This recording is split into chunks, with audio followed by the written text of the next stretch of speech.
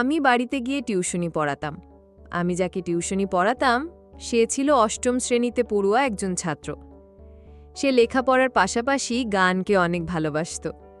আমি তাকে সন্ধ্যা 7টা থেকে রাত 8টা পর্যন্ত লেখাপড়া শেখাতাম। তার বাড়ি আমার বাড়ির পাশেই ছিল। একদিন টিউশনি শেষ করে যখন বাড়িতে ফিরতে যাব, ঠিক তখনই শুরু হলো প্রচুর ঝড় বৃষ্টি। কোনোভাবেই বৃষ্টি থামছিল না। রাত বাড়ছিল। আমি ঝড় বৃষ্টি থামার জন্য অপেক্ষা করছিলাম। তখন হঠাৎ আমার মনে হলো আমার পিছনে কেউ দাঁড়িয়ে আছে। আমি চেয়ে দেখলাম আমার ছাত্র অয়ন। অয়ন আমাকে বলল, ম্যাডাম, আজ যাওয়া লাগবে না, ঝড় বৃষ্টি বেড়েই চলেছে। অয়ন বলল, মা ডাকছে ম্যাডাম, ঘরে আসুন। অয়নের মা বলল, তুমি ফোন করে বলে দাও যে তুমি আসতে পারবে না, তোমার মা যেন চিন্তামুক্ত থাকে। আমি তখন কোনো উপায় না পেয়ে মাকে ফোন করে জানিয়ে দিলাম। আমি যখন অয়নের মায়ের সাথে খাওয়া দাওয়া সেরে, অয়নের মা আমাকে অন্য একটা রুম দেখিয়ে দিলেন থাকার জন্য। কিন্তু সেই রুমে টিভিটা ঠিকমতো চলছিল না। তখন আমি অয়নকে বললাম, এই ঘরের টিভিটা নষ্ট নাকি? অয়ন বলল, না ম্যাডাম, ভালো আছে। তাহলে টিভিটা অন করে দাও। তারপর টিভিটা অন করে অয়ন তার ঘরে চলে গেল। আমিও কিছুক্ষণ টিভি দেখতে দেখতে কখন যে রুমের দরজা খোলা রেখে ঘুমিয়ে গেলাম আমি তা বলতেই পারবো না। আর সেদিনই তো। বন্ধুরা, এবার পুরো ঘটনাটি বলি। আমার নাম সেলিনা। কয়েক মাস আগেই আমার বাবা মারা গেছেন। বর্তমানে আমার সঙ্গে শুধুমাত্র আমার মাই থাকেন। আমার পড়াশোনা শেষ হয়েছে। আমরা একটা মধ্যবিত্ত পরিবারে থাকতাম, কিন্তু বাবার চিকিৎসার জন্য আমাদের অনেক টাকা খরচ হয়ে যায়। তারপরেও তাকে বাঁচানো যায়নি। বাবা মারা যাওয়ার পর আমাদের পরিবারের আর্থিক অবস্থা খুবই খারাপ হয়ে যায়। আমার মা প্রায়শই অসুস্থ থাকতেন এবং এখন তিনি আর আগের মতো লোকের বাড়িতে কাজ করতে পারতেন না। তাই এই পরিবার চালানোর জন্য আমাকেই কিছু একটা করতে হতো। আমি ঠিক বুঝতে পারছিলাম না যে আমি কি করব। পরিবারের অবস্থা দিন দিন খারাপের দিকে যাচ্ছিল। মায়ের ওষুধের জন্য নিয়মিত টাকার প্রয়োজন ছিল, কিন্তু কোনো উপায় খুঁজে পাচ্ছিলাম না। অবশেষে আর্থিক অবস্থার কারণে আমি বাধ্য হয়ে স্কুল ছাত্রদের টিউশনি পড়ানোর সিদ্ধান্ত নিলাম। আমাদের এলাকাটি ছোট হওয়ায় আমি কারো বাড়িতে গৃহকর্মী বা জাতীয় কোনো কাজ পাচ্ছিলাম না। আমি এমন একটি কাজের সন্ধান করছিলাম যেখানে নারীদের জন্য কাজের পরিবেশ নিরাপদ, কিন্তু আশেপাশে এমন কোনো সুযোগ ছিল না। বেশিরভাগ জায়গাতেই পুরুষদের প্রাধান্য ছিল। আমার মা চাইতেন না যে আমি ঘরের বাইরে গিয়ে কোনো চাকরি করি। তিনি বলতেন, আমরা না খেয়ে মরে যাব, কিন্তু তোর ঘরের বাইরে যাওয়ার কোনো দরকার নেই। তার কথা শুনে আমি কিছুদিন চুপচাপ ঘরে বসেছিলাম, কিন্তু বাড়ির করুণ অবস্থা আর সময়মতো মায়ের ওষুধ জোগাড় করতে না পারার কষ্ট, এই সব কিছু আমাকে মানসিকভাবে দুর্বল করে দিচ্ছিল। বাবা মারা যাওয়ার সাথে সাথে আমাদের জীবন থেকে সুখ শান্তি যেন হারিয়ে গিয়েছিল। আমাদের এলাকার মানুষগুলোও আমাদের মতোই সাধারণ আয়ের ছিল। আমি কাছাকাছি ছেলেমেয়েদের টিউশন পড়াতে চেয়েছিলাম, কিন্তু এখান থেকে যে পারিশ্রমিক পেতাম তা দিয়ে আমাদের সংসার চালানো সম্ভব ছিল না। আমাদের খরচ ক্রমশ বাড়ছিল। তখন আমার এক বান্ধবী আমাকে পরামর্শ দিল, তুই বাড়ি বাড়ি গিয়ে হোম টিউশন পড়াচ্ছিস না কেন? অন্যের বাড়িতে গিয়ে বাচ্চাদের পড়ালে তুই আরও বেশি টাকা পাবি। সে আরও বলল, আজকের পরিস্থিতিতে বেশিরভাগ অভিভাবক তাদের সন্তানদের বাড়িতে রেখেই পড়াতে চান। এই কারণে তারা একজন ভালো শিক্ষককে বাড়িতে আসার জন্য বেশি টাকা দিতেও রাজি থাকেন। এই বিষয়ে আরও খোঁজ খবর নিয়ে আমি বাড়িতে গিয়ে পড়ানোর জন্য মনস্থির করলাম। প্রথমে আমার মা আমাকে বাড়ি থেকে বের হতে দিতে চাইছিলেন না, কিন্তু আমাদের খাবারের প্রয়োজনের কথা ভেবে অনেক বোঝানোর পর তিনিও রাজি হলেন। আমি আমার পরিচিত কয়েকজনকে জানিয়ে রাখলাম যে কারো যদি হোম টিউশনি করানোর জন্য শিক্ষকের প্রয়োজন হয় তবে তারা যেন আমার সাথে যোগাযোগ করে। শীঘ্রই আমি এই প্রস্তাবের একটি ভালো ফলাফল পেলাম যখন একটি সচ্ছল পরিবার থেকে টিউশনের প্রস্তাব এলো। শুরুতে আমি জানতাম না তাদের সামনে আমি নিজের পরিস্থিতি কিভাবে তুলে ধরব। আমি শুধু বলেছিলাম আমি আমার বাড়ির একমাত্র উপার্জনক্ষম ব্যক্তি এবং বাবার মৃত্যুর পর আমি এই পড়ানোর সিদ্ধান্ত নিয়েছি। আমার অর্থের খুব প্রয়োজন, কিন্তু আমি আপনাদের সন্তানকে খুব ভালোভাবে পড়াবো। আপনারা আমার চেয়ে ভালো শিক্ষক সহজে খুঁজে পাবেন না। সম্ভবত এটা আমার একটা ভুল ছিল যে আমি আমার দুর্বলতার কথা শুরুতেই তাদের বলেছিলাম। আমার টিউশন শুরু হলো। আমি দুপুর 2টা থেকে রাত 8টা পর্যন্ত বিভিন্ন বাড়িতে গিয়ে বাচ্চাদের পড়াতাম। আমি মোট 7টি বাড়িতে 1 ঘন্টা করে টিউশনি করতাম। এই বাচ্চাদের মধ্যে একজন ছিল অয়ন, যাকে আমি সন্ধ্যা 7টা থেকে রাত 8টা পর্যন্ত পড়াতাম। সে 8ম শ্রেণীতে পড়ত। সে একটু বড় ক্লাসে পড়ত, আর বাকিরা সবাই নিচু শ্রেণীতে পড়ত।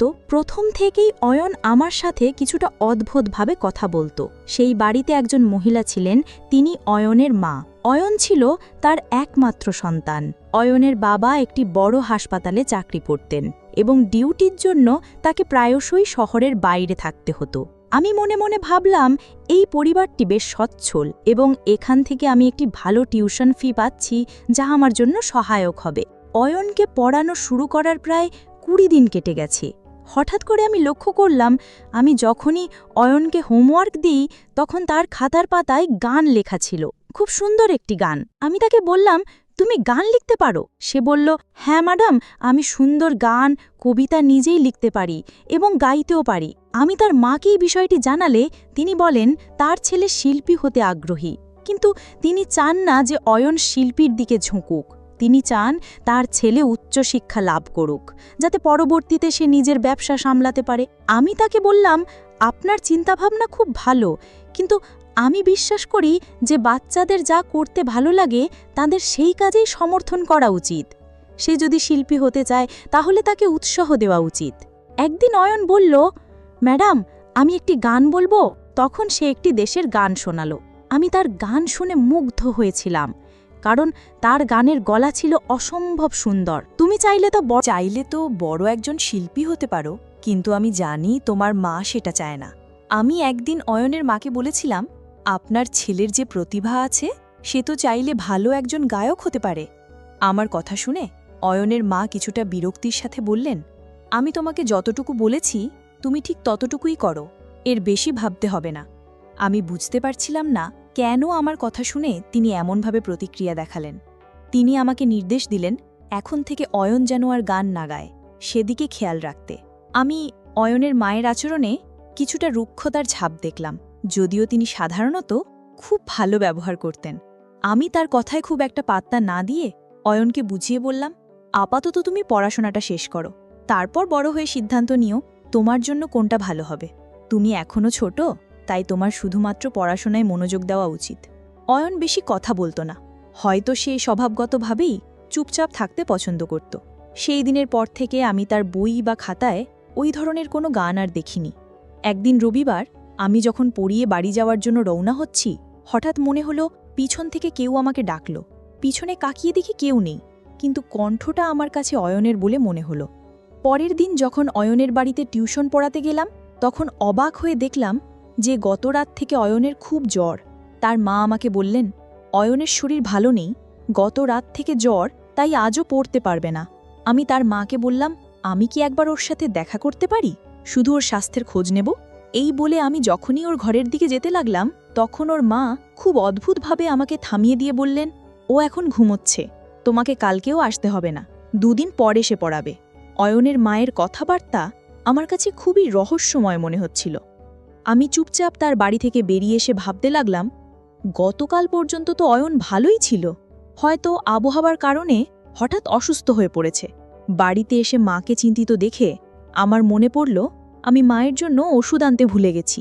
আমি বাড়ির দরজা থেকেই আবার ওষুধের দোকানের দিকে রওনা হলাম। ওষুধ নিয়ে দোকান থেকে নামার সময় হঠাৎ আমার পা মুচড়ে যায় এবং আমি নিজেকে সামলাতে না পেরে সিঁড়ি দিয়ে প্রায় পড়েই যাচ্ছিলাম। আমি যখন টাল সামলে মাথা তুললাম, তখন সামনে যা দেখলাম তাতে আমি অবাক হয়ে গেলাম। আমার সামনে দাঁড়িয়েছিলেন অয়নের মা। এই মহিলাটি তো খুব ধনী পরিবারের, তাহলে তিনি এই ছোট ওষুধের দোকান থেকে ওষুধ কিনছেন কেন? আমি তাকে জিজ্ঞেস না করে থাকতে পারলাম না, আপনি এখানে? সবকিছু ঠিকঠাক আছে তো? তিনি কিছুটা রুক্ষস্বরে বললেন, কেন, আমার এখানে আসতে কোনো বাধা আছে নাকি? আমি পরিস্থিতি সামলে নিয়ে বললাম, না মানে আমি বলছিলাম যে এর আগে আপনাকে এখানে কখনো দেখিনি। আসলে আমি মায়ের ওষুধ নিতে এখানে প্রায়ই আসি। অয়ন এখন কেমন আছে? আমার প্রশ্নে অয়নের মা বললেন, তুমি অনেক কথা বলো, কম কথা বললে তোমার জন্য ভালো। এই বলে তিনি আমার পাশ দিয়ে দ্রুত চলে গেলেন। আমার খুব অবাক লাগল, এই মহিলা কিভাবে আমার সাথে এভাবে কথা বলতে পারলেন। এর আগে তিনি আমার সাথে খুব ভালোভাবে কথা বলতেন, কিন্তু গত 2 দিন ধরে তার আচরণ আমার সাথে খুব অস্বাভাবিক হয়ে উঠেছিল। যাই হোক, আমি আমার বাড়িতে চলে এলাম। বাড়িতে এসে মা আমাকে চিন্তায় মগ্ন দেখে জিজ্ঞেস করলেন, কি হয়েছে সেলিনা, কিছু হয়েছে? আমি বললাম, না মা, কিছু না। আমি যে ছেলেটিকে টিউশনি পড়াই, এইমাত্র তার মাকে ওষুধের দোকানে দেখলাম। আমার সাথে তার কথাবার্তা খুব কঠোর ছিল। আমি জানি না বড়লোকদের এমন অহংকার কেন হয়। মা আমার দিকে তাকিয়ে বললেন, এটাই তো বড়লোকদের স্বভাব রে মা, বড় মানুষগুলো এমনই হয়। একবার টাকার মোহে পড়লে তারা সম্পর্কের মূল্য ভুলে যায়। আমি মাকে বললাম, আমি জানি মা, টাকা খুব শক্তিশালী, কিন্তু মনে হয় অন্য কেউ যদি তাদের সন্তানের প্রতি মনোযোগ দেয় বা তাদের জন্য ভালো চিন্তা করে, সেটাও তারা সহ্য করতে পারে না। আমার মা হেসে বললেন, এই একই কথা তো আমিও তোকে বোঝানোর চেষ্টা করছি। এই ধনী লোকেরা গরিবদের সাথে প্রায়শই এমন কঠোর আচরণ করে। তাদের ধারণা সম্পদ আর টাকা পয়সা থাকলেই তারা অন্যদের উপর কর্তৃত্ব করতে পারবে। আমি বললাম, মা, ঈশ্বরের কৃপায় আমাদের জীবনে ভালোবাসার কোনো অভাব হয়নি, কিন্তু বাবার মৃত্যুর পর আমাদের আর্থিক অবস্থা খারাপ হয়ে গেছে। তবু ঈশ্বর আমাদের সম্পর্কগুলোকে সম্মান করতে শিখিয়েছেন। মা হেসে বললেন, ঠিক আছে, এখন বিশ্রাম কর, আমি তোর জন্য খাবার নিয়ে আসছি, তুই নিশ্চয়ই ক্লান্ত। এভাবেই সময় কাটছিল। শনিবার যখন আমি অয়নকে পড়াতে গেলাম, দেখলাম তার পড়ার প্রতি কোনো মনোযোগ নেই। আমি কিছুটা কঠোর স্বরে বললাম, কি করছো তুমি? পড়ালেখায় মন নেই কেন? আমি তোমাকে এতক্ষণ ধরে একই প্রশ্ন করছি, আর তুমি আমার কোনো প্রশ্নের উত্তর দিচ্ছ না কেন? অয়ন নিচু স্বরে বলল, ম্যাডাম, আমি কোনো উত্তর দিলে কি আপনি বিশ্বাস করবেন? কিন্তু সেটা বলা আমার জন্য ঠিক হবে না। আমি অয়নকে বললাম, অয়ন, তোমার কথার মানে কি? আর তুমি এত ঘুরিয়ে কথা বলছো কেন? তুমি শুধু পড়ালেখায় মনোযোগ দাও। তুমি কি বলছো আমি কিছুই বুঝতে পারছি না। যা বলার আমাকে সহজ ভাষায় বলো। তখন অয়ন আমাকে বলল, আমি আপনাকে কিছুই বলতে চাই না, আজকের জন্য এটুকুই যথেষ্ট। আমি ক্লান্ত ম্যাম, বাকি পড়া কাল শেষ করব। আমি বললাম, অয়ন, কিন্তু তোমার বাড়ির পড়া এখনো শেষ হয়নি। তাতে অয়ন দৃঢ়স্বরে বলল, আমি তো আপনাকে বলছি আজকের জন্য এটুকুই যথেষ্ট। আপনি আমার সাথে এত তর্ক করছেন কেন? আমি বললাম, যাই হোক না কেন, আমি তোমার শিক্ষক, আর একজন শিক্ষক মায়ের মতো হয়। তুমি আমার সাথে এভাবে কথা বলতে পারো না, এতে আমার খারাপ লাগে। এতে অয়ন আমার দিকে এক অদ্ভুত দৃষ্টিতে তাকিয়ে বলল, সাবধান, আমি আপনাকে সম্মান করি, তার মানে এই নয় যে আপনি আমার মায়ের মতো। আমার মা হওয়ার চেষ্টা করবেন না, কারণ আপনি কখনোই আমার মায়ের জায়গা নিতে পারবেন না। আমি বিস্ময়ে অয়নের দিকে তাকালাম। তার চোখ এবং কথার মধ্যে কোনো মিল খুঁজে পেলাম না। আমি চুপ হয়ে গেলাম এবং আমার ব্যাগ নিয়ে সেখান থেকে চলে যাওয়ার জন্য প্রস্তুত হলাম। তখন হঠাৎ আমি অয়নের মায়ের মুখোমুখি হলাম। আমি তাকে নমস্কার জানালাম এবং তিনি আমার নমস্কারের জবাব দিয়ে বললেন, এই নিন আপনার 1 মাসের অগ্রিম টিউশনের টাকা। আর আগামীকাল এখানে আসবেন না, আমাদের কোথাও যেতে হবে, পরশু আসবেন। আমি একটু মৃদুস্বরে বললাম, সেটা তো ঠিক আছে, কিন্তু পরশু থেকে আপনার ছেলের পরীক্ষা শুরু হচ্ছে। আমার মনে হয় এই সময়ে তার পড়াশোনা করা দরকার। অয়ন যদি এভাবে ছুটি নিতে থাকে, তাহলে সে পড়ালেখা থেকে পিছিয়ে পড়বে এবং তার পরীক্ষার ফলাফলও ভালো হবে না। আমি যা বললাম তা শুনেই অয়নের মা হঠাৎ রেগে গিয়ে বললেন, আরে মেয়ে, তোমার সমস্যাটা কি? আমার ছেলে তোমার কাছে ডাক্তারি পড়ছে না যে একদিন ছুটি নিলে তার কোনো ক্ষতি হয়ে যাবে। সে এখনও ছোট একটা ক্লাসে পড়ে, এটা তার জন্য বড় কোনো সমস্যা নয়। তোমাকে ওর লেখাপড়া নিয়ে এত গভীরভাবে চিন্তা করার দরকার নেই। অয়নের মায়ের কথা শুনে আমি লজ্জিত হলাম। এই মহিলা এত কঠোরভাবে কথা বলেন? অয়নের মা আমাকে সেখানে দাঁড় করিয়ে রেখে ভিতরে চলে গেলেন। সারাটা পথ আমি ভাবতে ভাবতে এলাম যে ভবিষ্যতে আমি ধনী ব্যক্তিদের কোনো বিষয়ে পরামর্শ দিতে যাব না। অয়ন যদি পরীক্ষায় খারাপ ফল করে তাতে আমার কি? কিন্তু আমার আফসোস হচ্ছিল যে অয়ন খুব বুদ্ধিমান একটি ছেলে এবং তার দিকে একটু মনোযোগ দিলেই সে অনেক ভালো করতে পারত। যখন আমি সামনে হাঁটতে লাগলাম, হঠাৎ আবার মনে হলো কেউ আমাকে ডাকছে। রিকশায় বসতে যাব, এমন সময় আবার মনে হলো কেউ ডাকলো। এই ডাকে আমার মনের ভেতরটা কেঁপে উঠল। আমি রিকশা থামিয়ে এদিক ওদিক তাকালাম, কিন্তু কাউকে দেখতে পেলাম না। কেন জানি না, বারবার মনে হচ্ছিল কেউ আমাকে অনুসরণ করছে। এবং এই ঘটনাটা তখনই ঘটত যখন আমি অয়নের বাড়ি থেকে বেরোতাম। হয়তো আমার মা বাড়িতে আমার জন্য অপেক্ষা করছিলেন এবং রাত হয়ে যাওয়ায় আমার এমনটা মনে হচ্ছিল, কিন্তু আমার মন শান্ত হচ্ছিল না। এভাবেই আমার জীবন চলছিল। হঠাৎ আমার জীবনে এমন একটা ঝড় এলো যা আমি কখনো কল্পনাও করিনি। পরের দিন যখন আমি অয়নের বাড়িতে গেলাম, সেখানে একজনকে বসে থাকতে দেখে আমি কিছুটা থমকে গেলাম। লোকটি আমার দিকে খুব অদ্ভুতভাবে তাকাচ্ছিল। আমি আগে তাকে কখনো দেখিনি। আমাকে চিন্তিত দেখে অয়ন আমাকে বলল, ম্যাডাম, ইনি আমার বাবা। তিনি বেশিরভাগ সময় হাসপাতালের জন্য অন্য শহরে থাকেন। এই কথা শুনে আমি কিছুটা স্বস্তি পেলাম। আমি অয়নকে পড়াচ্ছিলাম, এমন সময় হঠাৎ ওই লোকটি ঘরে প্রবেশ করে আমাকে বললেন, হ্যালো, আমার ছেলে আপনার কথা ঠিকঠাক শুনে তো? আমি ওর প্রগ্রেস রিপোর্ট দেখেছি, ওর নম্বর বেশ ভালো। আপনি সত্যিই আমার সন্তানকে খুব ভালোভাবে পড়াচ্ছেন। আপনাকে ফি দিয়ে আমাদের অর্থ সঠিক কাজেই ব্যয় হচ্ছে। লোকটির কথার জবাবে আমি বললাম, হ্যাঁ, আপনি ঠিক বলেছেন, আমি আমার দায়িত্ব পালন করার জন্যই পারিশ্রমিক নিই। কিছুক্ষণের মধ্যে অয়নের মা ঘরের ভিতরে এলেন। যাই হোক, পরের দিন আমি অয়নকে তাদের বাড়িতে পড়াতে গেলাম।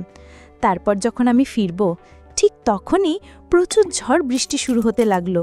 বাইরে প্রচুর বৃষ্টি হচ্ছে। আমি কোনোভাবেই বাড়িতে যেতে পারছিলাম না।